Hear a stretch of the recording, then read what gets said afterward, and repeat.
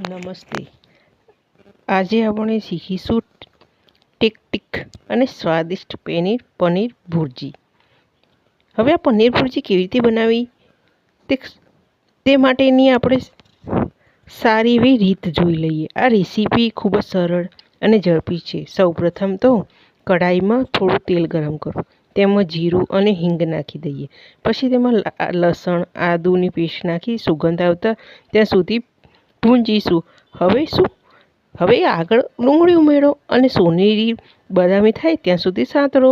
પછી ટામેટાં અને લીલા મરચાં એડ કરો અને નરમ થાય ત્યાં સુધી રાંધો.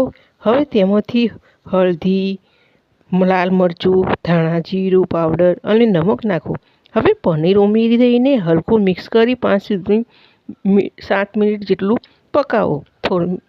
કોથમીર નાખી ગાર્નિશ કરી ગરમા ગરમ રોટલી કે પરાઠા સાથે પીરસો. સ્વાદિષ્ટ પનીર ભુરજી તૈયાર છે.